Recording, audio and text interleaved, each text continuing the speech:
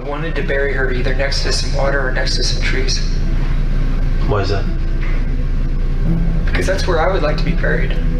If somebody had killed me, I would hope that they would bury me next to something nice. I just don't mean some dumpster.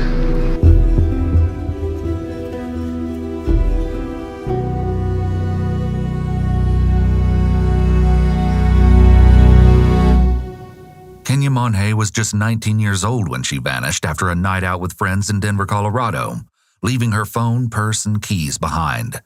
Our story begins on a chilly evening in March 2011 in downtown Denver, Colorado, where Kenya Monhey and her friends were out at the popular nightclub 24K. While the young women weren't 21 yet, they used fake IDs to gain entry and order alcoholic drinks at the club. As the night progressed, the teenagers reportedly became very intoxicated, and at some point Kenya was separated from her friends. While some sources state that she'd been kicked out of the club, others claim she simply left to go to the restroom and never returned. Either way, Kenya ended up outside and alone, with all her personal belongings abandoned on a table inside the nightclub. Assuming she'd simply wandered off, Kenya's friends didn't think much of her absence, but they did collect her phone, purse, and keys before leaving the nightclub. However, the following day, alarm bells started to go off when Kenya was still nowhere to be found. The friends Kenya had been out with went to her parents' house to drop off her belongings and make sure she got home all right, but she wasn't there either. At first, Kenya's stepfather Tony thought it was all just a tasteless April Fool's joke, but upon seeing her cell phone, he knew something was very wrong. As with most teenagers, Kenya was rarely without her phone, and she definitely wouldn't have gone anywhere for an extended time without it, at least not willingly. Trying not to panic, Tony unlocked Kenya's phone and started looking for clues as to where she might be. But he stopped dead in his tracks when a strange text message came through to her phone from an unknown number. "Hey, this is Travis, the guy who gave you a ride last night. White, creepy van. Did you get home okay?" Tony called the number repeatedly but got no response, so he and Kenya's mother made the decision to file a missing persons report. But unfortunately, the officers didn't take them seriously and, in a tale as old as time, told the worried parents that they had to wait at least 72 hours to report her missing. Frustrated by the lack of concern, Kenya's family didn't know what to do, but fortunately, Travis, the man from the text message, finally called back the next day. He politely explained to Tony that he had seen Kenya alone on the street outside the nightclub after midnight and offered her a ride home. The 31-year-old stated that she was clearly intoxicated and looked like she needed help, so he figured he'd do the noble thing and get her home safely. Plus, her address was super close to the bakery where he worked, so he said he knew the area well. But unfortunately, his good deed didn't go as planned. Travis continued, saying that Kenya asked if they could stop at a Conoco gas station on the way home so she could purchase cigarettes, but the store was closed when they arrived. However, he said that Kenya noticed another man, who he called Dan, standing outside smoking a cigarette and decided to join him. Travis remembered that the two had a short conversation in Spanish before eventually walking away together. Travis said this was the last time he saw Kenya. The conversation ended with Travis saying, "I wish I knew more about what happened to your daughter, but I told you everything I know." Still, Tony wasn't done asking questions just yet, and requested that Travis meet him in person at the Conoco gas station to talk further. The worried stepfather knew the police weren't going to help until 72 hours had passed, so he felt he had no other option but to take action. Tony was wary of Travis, so on his way out the door, he grabbed a 9mm handgun. However, when Kenya's mother, Maria, realized what was happening, she begged him not to go. Tony, however, told her that he had no choice and left without another word. When Tony arrived at the gas station, it was swarming with police cruisers. As it turned out, Maria had called 911 right after he left home and requested officers be present during the meeting in case things got out of hand. Regardless, Travis exited his white van and came over to speak with Tony, offering the exact same story he had given earlier. Tony thought Travis seemed like a genuine and trustworthy person, and he certainly didn't have the expected look of a psychotic killer. Still, Tony couldn't ignore the feeling that something just wasn't quite right, because it wasn't in Kenya's nature to wander off with a total stranger from a gas station in the middle of the night. The responding officers also took Travis aside for a few additional questions in private. While Travis was being questioned, Tony walked over to his white van and was immediately struck by the distinct odor of bleach. He immediately became suspicious of the smooth-talking stranger. Travis agreed to let Tony and the officers take a look inside his van, which was absolutely spotless in the back with brand new carpeting. In contrast, the front of the van was in complete disarray, with trash and personal belongings strewn everywhere. While it seemed a little odd, there really wasn't any reason to hold Travis, so they let him go after obtaining a formal statement. He insisted that he'd been at his girlfriend's house from 3 a.m. until 8 a.m. After that, he said he was making deliveries for Debbie's Bakery and Cafe, where he sold homemade gluten-free granola bars. Police contacted his girlfriend, who corroborated his alibi and said he'd been with her all night. Then, just as Tony was about to get into his car and leave the gas station, Travis approached him and started crying about how sorry he was and how he wished he had followed through on what he started. Tony thanked him for trying to help and extended his hand, but a chill ran up his spine when Travis shook his hand in return.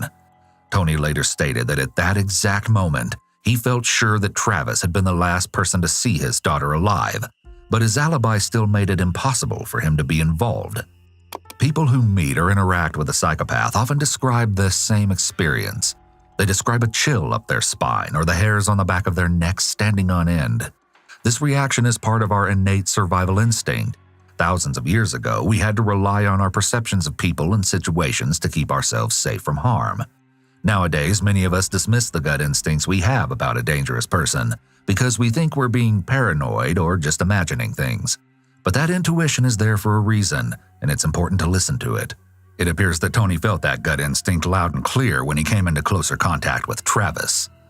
The official police investigation into Kenya's disappearance finally kicked off on April 4th, and it didn't take long for them to discover chilling surveillance footage from her night out. Apparently, Kenya had wandered away from the club with an unknown man to his apartment complex. The video, taken before Travis allegedly offered her a ride, showed Kenya stumbling into the apartment lobby before seemingly changing her mind and leaving alone. Some sources state that the man in the video is someone she met that night at 24K, but police thought he could potentially be linked to her disappearance. Meanwhile, Kenya's case had made national headlines, and her face was all over the news. Having been the last one seen with the missing woman, Travis seized the opportunity to clear his name and make it known that he wished he'd done things differently that fateful night.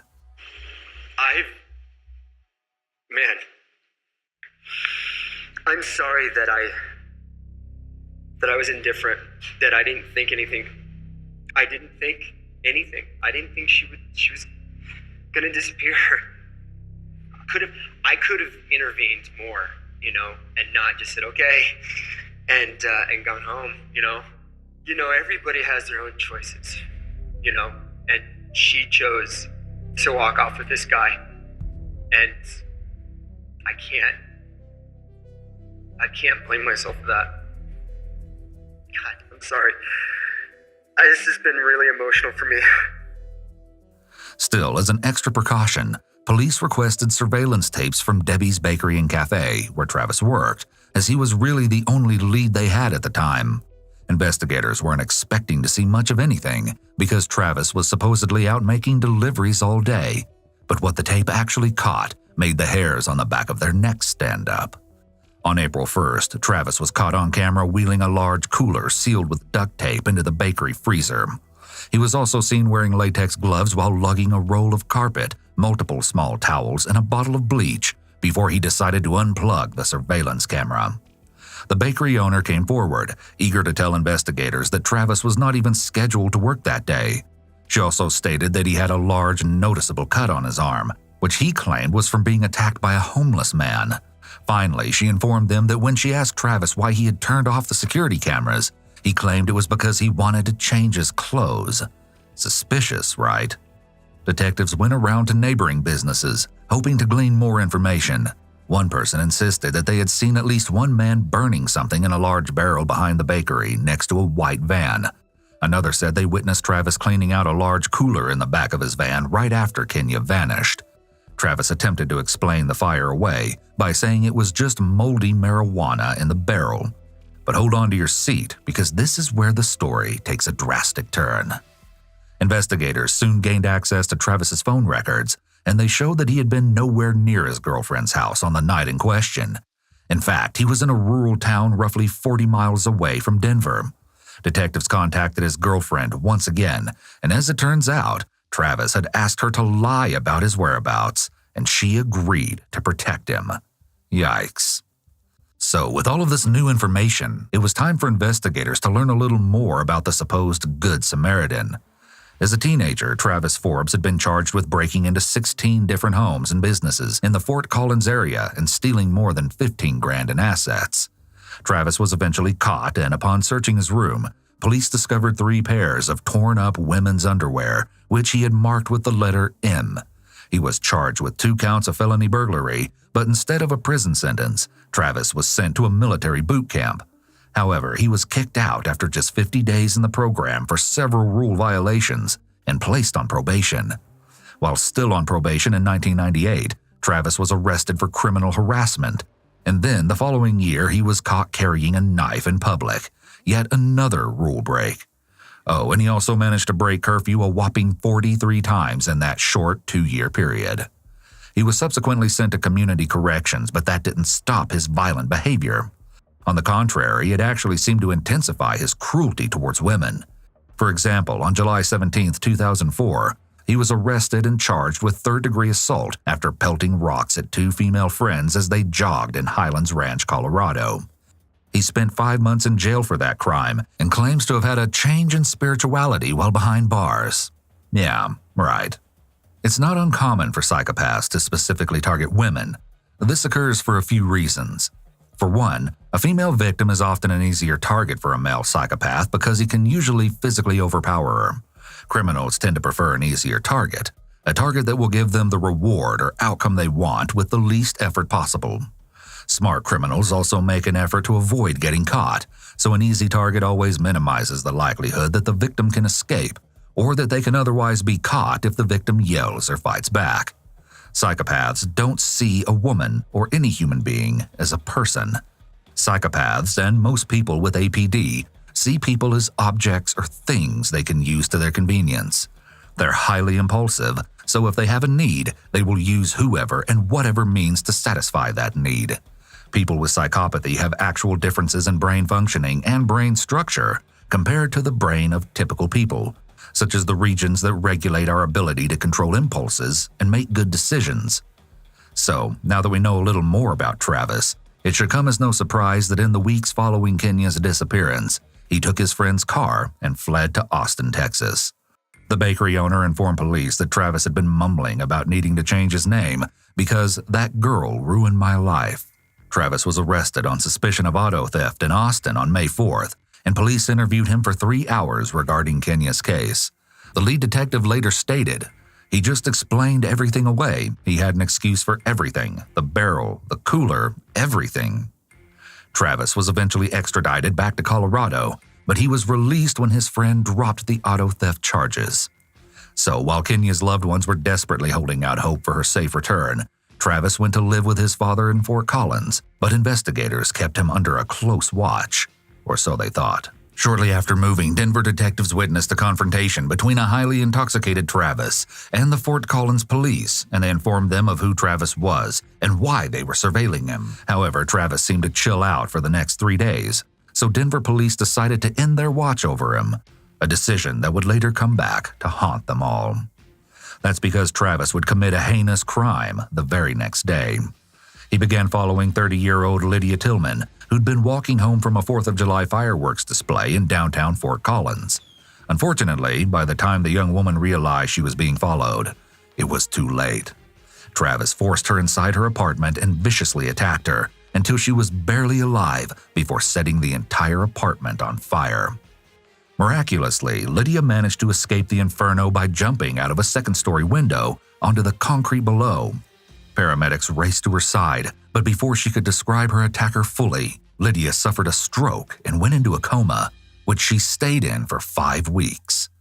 Investigators combed through Lydia's torched apartment, but quickly discovered that someone had first doused the entire place in bleach, thus eliminating any forensic evidence that may have been left behind. Fortunately, however, Lydia had fought hard for her life, and as a result, microscopic DNA was found under her fingernails. While investigators anxiously awaited the lab analysis results on the DNA, Authorities from Denver and Fort Collins touched base on their suspicions that the same person had been responsible for both Kenya's disappearance and Lydia's attack, Travis. They specifically honed in on the use of bleach, with one detective stating, "It sounds like him. He likes bleach. This is his thing." Authorities placed Travis back under constant surveillance, and on July 10th he was spotted prowling the downtown area and leering at women. So when officers witnessed him walking off with a young woman, they knew they needed to intervene. They confronted a clearly nervous Travis and asked various questions about his identity.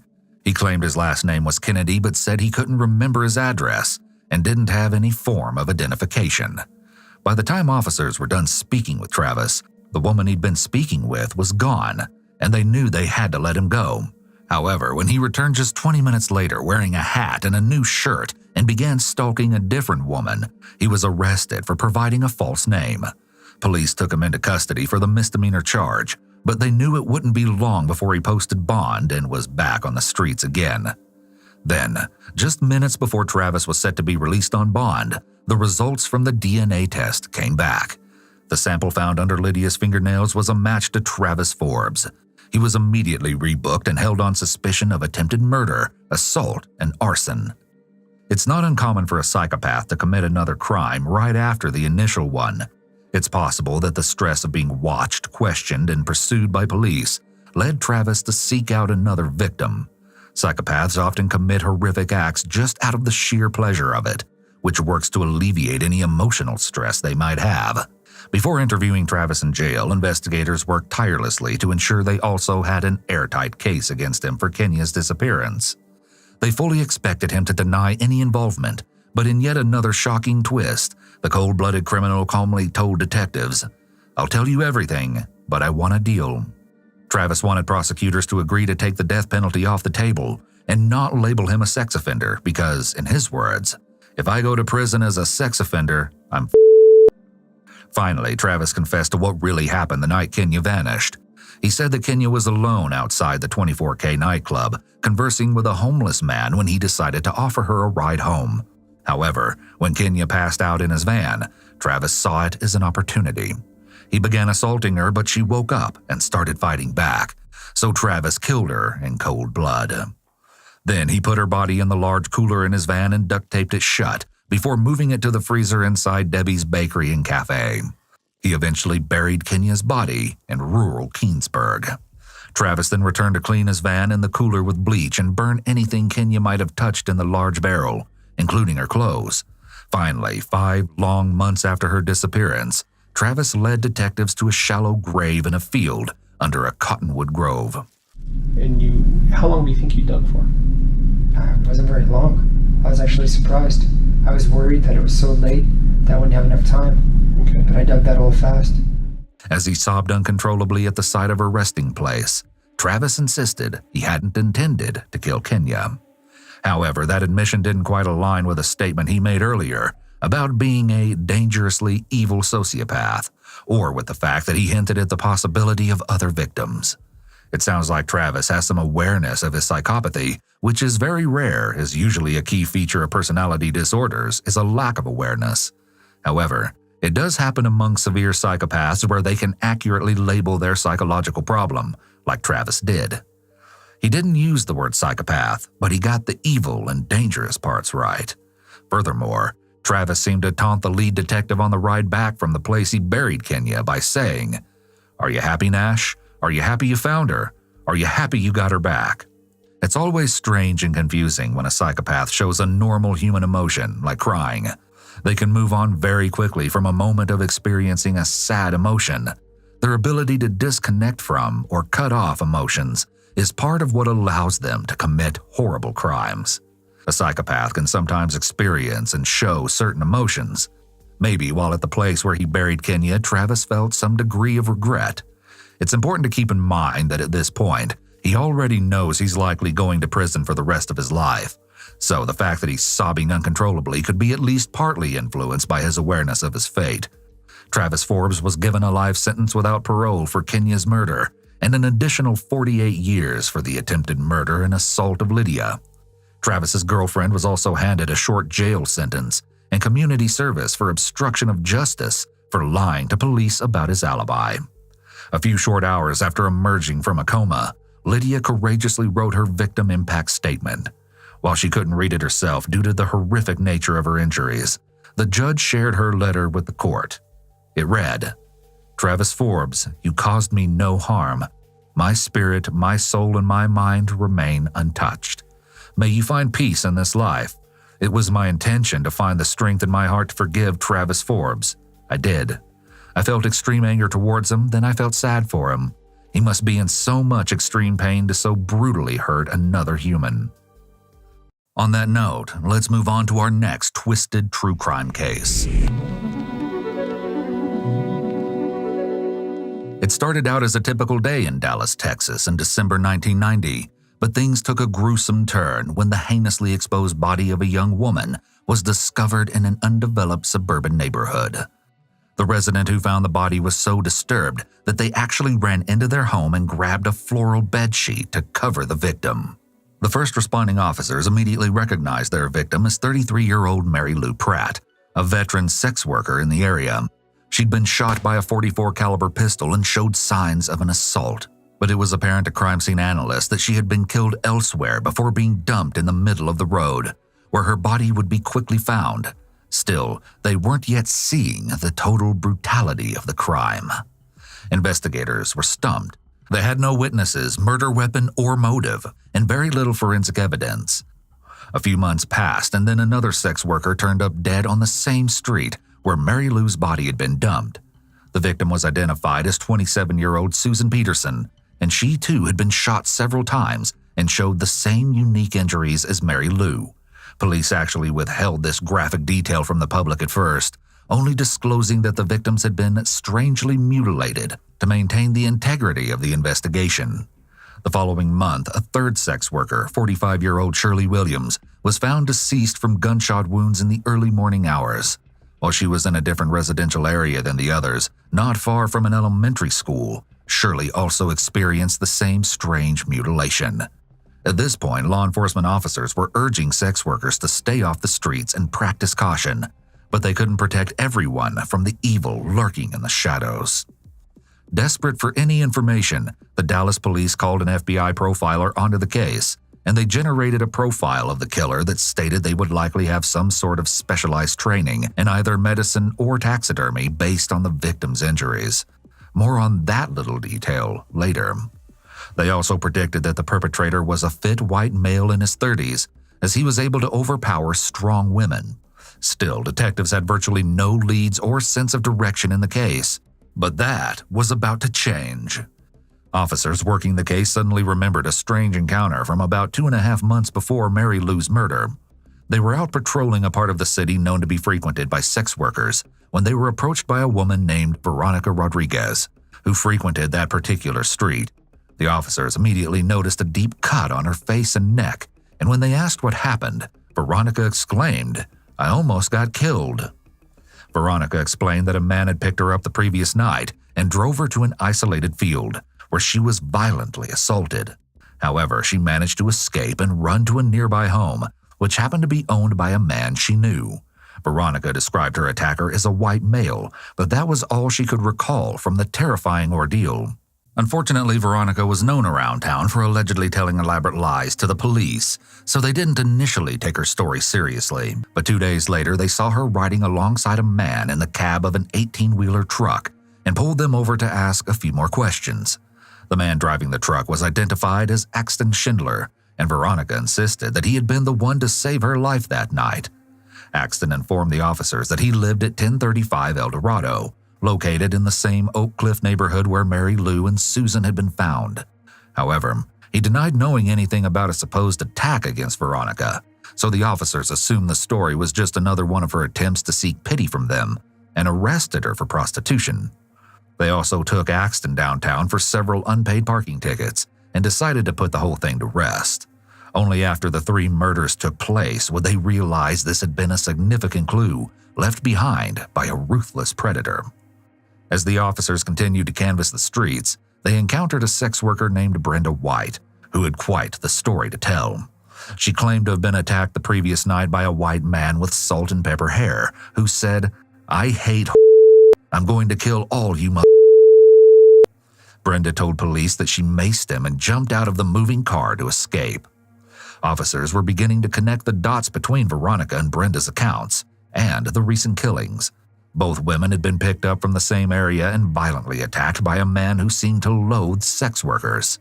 As a result, authorities decided to take another look at Axton Schindler, as the address he offered was so close to the crime scenes. It didn't take long for them to realize that the address he had given them actually didn't belong to him at all. Instead, the property was listed under Frederick Albright, who owned multiple other properties close to where Mary Lou and Susan's bodies were discovered. Detectives thought they were really onto something, but there was one big problem. Frederick Albright had passed away several years earlier. Still, one of the investigators couldn't shake the feeling that they had heard that name before. Then they recalled a tip received from one of Mary Lou Pratt's friends following her murder about a 58-year-old man named Charles Albright, the son of Frederick Albright. The friend stated that Mary Lou and Charles had briefly dated, and while she described him as pleasant, she also noted that he had a strange obsession with eyes and kept a collection of X-Acto blades in his home. So naturally, officers were eager to run a background check on Charles, and they soon learned that he was the one who lived at 1035 El Dorado in the Oak Cliff neighborhood, not Axton. Police later learned that Axton rented a different home from Charles and had lied about his address because he was paranoid and liked to keep his privacy from the government. It was truly just a bizarre coincidence. Moreover, they found out that Charles had a criminal record that included theft, burglary, and forgery charges. Detectives pulled his mugshot and found that Charles matched the vague witness descriptions. Then they showed a photo lineup to Brenda and Veronica, and when both women identified Charles Albright as their attacker, police knew they had enough evidence to make an arrest.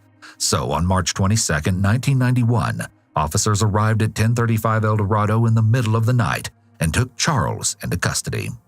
Now, there's a significant piece of information that I haven't told you yet, but be warned that this stunning detail is very graphic, and your discretion is advised. During Mary Lou's autopsy, Dr. Elizabeth Peacock, the pathologist performing the external exam, made a shocking discovery. As she pulled back the eyelids to verify the victim's eye color, she stopped and exclaimed, "My God, they're gone!" Yes, both of Mary Lou's eyeballs had been removed, and with such precision there was no damage to the surrounding tissue or lids.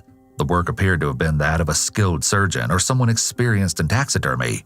Oh, but Mary Lou wasn't the only one to suffer this horrific fate. Susan Peterson and Shirley Williams were also found to be missing their eyes. The Dallas police contacted the FBI's Violent Crimes Apprehension Program unit to see if they had ever encountered such a surgically precise form of mutilation, and they had not. So, given that information, investigators knew that they were looking for a depraved killer with a bizarre fixation on eyeballs, and they believed they had finally found him. Charles Albright had been adopted as an infant and was said to be an academically gifted child. He excelled in school and even learned to speak several other languages at a young age. Charles was also reportedly quite the prankster who enjoyed the company of his friends. However, while overprotective at times, his mother would often inflict cruel punishments on him for even small mistakes, including forcing him to dress in girls' clothing. As he got a little older and earned his first rifle, Charles showed an interest in shooting small animals, so his parents enrolled him in a taxidermy course. As with most things he attempted, Charles mastered the art, but instead of using expensive glass eyes to finish each project, his mother would only allow him enough money to use creepy old buttons. Charles graduated high school at just 15 years old, and eager to escape his mother's watchful eye, he quickly enrolled at North Texas State College. However, he was expelled after being arrested for participating in a student burglary ring during his first year. While he denied his involvement, Charles ultimately served 1 year in prison. Following his release, Charles enrolled in college, where he seemed to thrive academically as well as socially. It was here that he also met his future wife, an English major named Betty Hester. However, during his time at college, his harmless pranks started turning into real crimes, and he was eventually kicked out for stealing college property. But even that didn't stop him. Before leaving, Charles stole blank transcript forms that he filled out to use as proof of credentials for future jobs, and it worked. He was hired as a teacher and football coach at a high school in Dallas, and by all accounts, he was very well liked among both students and colleagues. Still, his criminal past eventually caught up with him, and after being charged with fraud, he was fired and given 1 year of probation. Charles's history, beginning in his adolescent years, definitely matches the profile of a person with APD. However, it's important to note that the people involved in this case haven't been formally diagnosed with any mental illness, and the psychological analysis is not based upon a formal assessment. The fact that he was highly intelligent makes him all the more dangerous, because this means he can execute crimes more carefully. His early involvement with pranks that later escalated to committing crimes shows the early signs of a lack of moral conscience and disregard for social rules. It seems he was likely charismatic, another APD trait that makes him even more dangerous because he can easily fool people, gain trust, and more easily draw in potential victims. The fact that his mother used to inflict severe punishments on him, including making him dress in girls' clothing, shows that Charles likely suffered severe psychological trauma, which could have contributed to the development of APD. He might have developed an intense hatred for females because he hated the female clothing he was forced to wear. A child who develops this sort of trauma won't necessarily grow up to murder women, but this may have at least contributed to Charles' emotional issues. Having to use buttons instead of glass eyes because his mother would not give him the money could partly explain his obsession with eyeballs. At this point, Charles was bouncing from one career to another, and his list of hobbies was just as long, but he became best known as an accomplished artist painting portraits for money. On one occasion, a friend had asked him to paint a portrait of his wife, and after months went by, the friend went to Charles's house to request that he get his money back. However, when he arrived, he found an incredible 6-foot by 3-foot portrait of his wife, complete except for one thing. 2 gaping wide holes were left in place of her eyes. When the friend asked Charles about finishing the eyes, he responded that he would when he was ready. Charles completed the portrait a few months later, and the friend recalled that he painted the eyes so perfectly that they seemed to follow you across the room. Betty ultimately divorced Charles in 1975, and this decision seemed to spark a whole new twisted chapter in his life. He began dating many women at a time and seeing sex workers regularly enough to earn their trust. Charles had actually been listed as Susan Peterson's contact at the bail bond office, and he knew Mary Lou Pratt before she even got into the industry because they lived near each other. Continuing his downward spiral, in 1980, Charles spent 6 months in prison for stealing a saw from a local repair store, and then in 1985, he was accused of assaulting a 14-year-old girl. Despite swearing he hadn't done anything, Charles pled guilty to knowingly and intentionally engaging in deviant acts with an individual under age 14 and was placed on probation again. Psychopaths often spiral as a result of a major life stressor.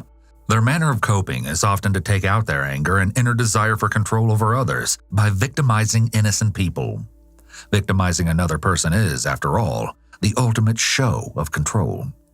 By this time, Charles had become an expert at hiding his dark side, and he soon won over a woman named Dixie, who claimed that he was nothing but kind and gentle towards her. However, little did she know that Charles was growing more aggressive and violent during his regular visits with sex workers, and many stopped seeing him altogether as a result. Charles inherited his father's properties in the South Dallas area in 1986 and moved into 1035 El Dorado with Dixie. When later asked why he kept the properties under his father's name, Charles said it was for sentimental reasons. How very convenient. Most of the time, Dixie had no clue what he was up to because Charles started a job delivering newspapers, which allowed him to be out on the streets in the dark, early morning hours. So, now that we know more about Charles's backstory, it should come as no surprise that police stumbled upon some pretty sketchy stuff while searching his home. Beyond the casual collection of taxidermied animals, they also found blades and razors all over his home, even some hidden in the walls. But the most damning pieces of evidence were the hundreds of photographs of women's eyes he kept along with the newspaper clippings of the recent murders. The only thing the police failed to locate was forensic evidence linking him to the crimes, including the specific murder weapons and the women's missing eyeballs. Investigators were also determined to find the yellow raincoat Shirley Williams had supposedly been wearing when she disappeared.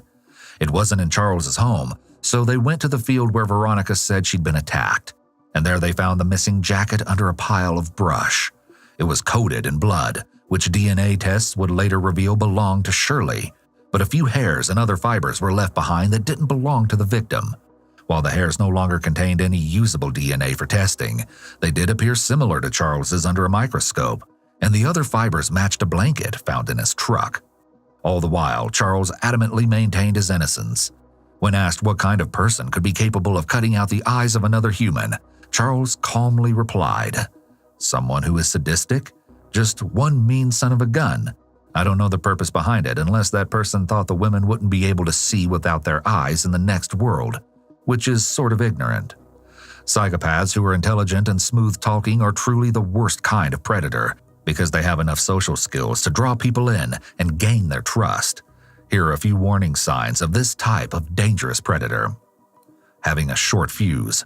They might come off as funny and easygoing, but after spending some time with them, you'll likely notice how they can quickly go from being calm and kind to angry and aggressive from 0 to 100. Then you might notice that they'll just as quickly calm down after becoming angry as if nothing happened. They will charismatically make fun of, mistreat, or bully others.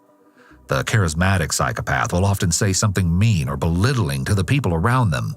Sometimes these mean and belittling comments are made with humor. The comments often come out of nowhere. Psychopaths treat others this way because they have a need to exert control and dominance over others, and they also just enjoy being cruel. They make promises that they think you want to hear. Smart psychopaths are good at analyzing people and getting a feel for a person's weaknesses, needs, and desires. They use this information to inflict control over others and to manipulate others for their own benefit. A psychopath often makes false promises in order to make you trust them and to satisfy you in the moment. If they know there's something you like or want, they will promise to do it for you or get it for you because they know that this will appease you in the moment. Despite the lack of evidence, prosecutors decided to take the risk and charge Charles with all 3 murders. His trial began in December 1991, with his defense arguing that there was virtually nothing linking their client to the slayings. Still, the circumstantial evidence was enough to sway the jury, at least in one of the cases. While Charles was acquitted for the murders of Mary Lou Pratt and Susan Peterson, he was found guilty in the case of Shirley Williams and sentenced to life in prison, where he passed away in 2020. All right, it's time for the last true crime case, and believe me, this one has a dramatic twist that no one saw coming.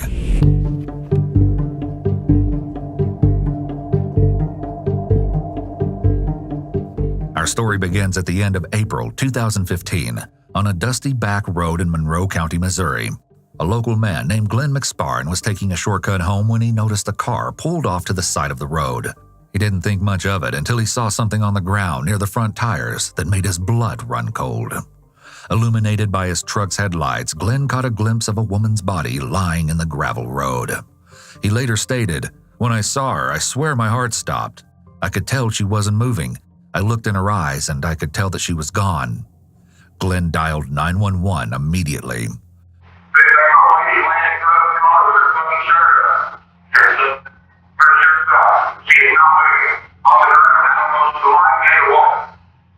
Authorities descended on the scene, and after checking the vehicle registration, they discovered their victim's identity. It was 35-year-old Molly Watson, and she'd been shot once at close range in the back of the head. Inside her car, police found a marriage license on the passenger seat and were shocked to learn that she was due to be wed in less than 48 hours. Though her cell phone seemed to be missing from the scene, Molly was still wearing her engagement ring and had cash in her wallet when she was found. So investigators were able to rule out a robbery gone wrong. But if that wasn't the motive, what was? After all, Molly was a kind and bubbly person without an enemy in the world, so it seemed unfathomable that anyone would want her dead. Now, instead of simply explaining to you who Molly Watson was, I figured it would be best just to let her tell you herself. Hi everybody, it's Molly, and today I am just kind of doing a general vlog. I figured I would just kind of give a little bit of background on me. I am 34. I work in education right now. I have 2 degrees in psychology, a bachelor's and a master's. I'm working on a third degree, second master's in counseling, and I am very much a huge geek. I hate being called a nerd. I am what was formerly known as Asperger's syndrome. Now they refer to it as high functioning autism. I don't particularly care for the change. They did it to more attempt to remove the stigma from autism, which is a great idea, but ended up only further stigmatizing those of us that have Asperger's. That said, I also have various skills. I like to do crafty stuff, prop making. This is part of a prop I'm working on. I have 5 cats. That's all I got. In a surreal twist of fate, Molly's loved ones were now gathering for her funeral rather than her wedding. According to friends and family, the bride-to-be had been ecstatic about the upcoming nuptials and even purchased 2 different wedding dresses for the occasion. After all, she was set to marry the man of her dreams, a 51-year-old prison lieutenant named James Addy. Molly had been married when she was younger, and while that ended in divorce, the two shared a son whom Molly reportedly loved more than anything. Then, after a few other failed relationships, Molly met James while working at a correctional center. The two were head over heels for each other, and their relationship quickly became serious. James Addy was a veteran of the United States Marines and a devoted father of 2. While he had been married 4 times before, those close noticed something different about his relationship with Molly. It was as though they were destined to be together. The couple dated for 7 years before deciding to tie the knot, and Molly began excitedly planning a big Disney-themed wedding. James was much quieter and more reserved with his emotions, but that's part of what Molly loved about him. The wedding planner remarked that he was just a groom along for the ride. However, the couple's happiness was soon shattered by some devastating news. James's ex-wife and the mother of his 2 children, Melanie Addy, had recently been in a car accident, and she tragically passed away after being removed from life support. As a result, James had to put wedding planning on the back burner to handle funeral arrangements with his children, while Molly carried on with most of the preparations herself. So on April 25, 2018, just 2 days before her murder, Molly and James went to the Randolph County Clerk's office to apply for a marriage license. Security footage actually captured Molly smiling and laughing through most of the visit, while James was reportedly perturbed by some of the questions regarding his past relationships. Yet the pair looked perfectly happy as they walked out of the office hand in hand. That leads us to April 27, 2018, the day Molly was murdered. James began the morning by dropping off decorations and centerpieces at the venue, and he made a payment to the wedding planner. It seemed like just any other day, but a living nightmare was right around the corner. Later that night, Glenn McSparren, the 911 caller, made the bone-chilling discovery. But not until after he came into contact with an older white man driving a big grandma car. He stated that the man's car was directly in front of Molly's vehicle, and when he shouted out to ask if they were stuck, the man told Glenn, "I don't know where they're at, it's going to be a while." Glenn turned around and left, but the more he thought about the encounter, the more it just didn't feel right, so he decided to go back. That's when he found Molly's lifeless body and called the police. Investigators at the crime scene were able to find clear tire track evidence from the unknown vehicle. A deputy also stumbled upon a discarded t-shirt on the side of the road that contained traces of both Molly's blood and gunshot residue. Unfortunately, they couldn't determine the exact murder weapon because the bullet removed from Molly's body was too mangled. Officers arrived at James Addy's home in the early morning hours to deliver the heartbreaking news of his fiance's murder. However, when he answered the door, they made a shocking discovery that would turn the entire investigation upside down. A woman came up behind James as police were standing in the doorway and identified herself as Melanie Addy. Yes, that's James's ex-wife, who had supposedly just died from a car crash. Melanie had heard everything and claimed that she had no idea who Molly was, so James was forced to come clean right then and there. To Melanie's complete shock and horror, he confessed to having been involved in a 7-year affair with the murder victim. According to friends and family, Molly was under the impression that James had divorced Melanie before she supposedly tragically died and was completely unaware of his second life. Upon questioning, James, who looked clearly nervous, told investigators that he had left home that night to pick up an avocado plant, but arrived back at around 8:30. Melanie informed police that she awoke sometime in the middle of the night to James snoring beside her. James also stated that he had communicated with Molly earlier in the evening using a second phone behind Melanie's back. Detectives quickly searched his device on the spot and found several messages sent from James to Molly after her death, including one reading, "I love you so much." Given all this startling new information and James's guilty disposition, police placed him under arrest on suspicion of first-degree murder. Meanwhile, detectives started to build their case against him. They looked into Molly's social media history and found a disturbing post she made several years earlier about an ex trying to break into her bank accounts. She wrote, "I suspect it was the unstable individual who attempted to intimidate me with their service weapon by pointing it at me and threatening me when I left the relationship." Many believe this was written about James, as they had broken up and gotten back together several times in their 7 years together. Furthermore, information from Molly's phone showed that she had been talking to James as she drove to the location of her murder. Her records also revealed that she'd been researching Melanie Addy's obituary the day before the murder, indicating that she may have learned that their relationship was actually an affair just before their intended wedding. Psychopaths will do just about anything to avoid being exposed, because once they are exposed, they can no longer manipulate the people in their lives. Molly might have threatened to expose James to his wife and children. He probably knew he had to do whatever he needed to in order to stop Molly from doing something that could potentially ruin his life. When a situation like this occurs, a psychopath will choose themselves first, even if it means harming a loved one. Oh, but James's 2 cell phones had an even more shocking story to tell, as he had been messaging himself back and forth that day. He was sending messages from one of his phones to the other that almost seemed like he was hyping himself up to do something. For example, one text read, "Let's go, man."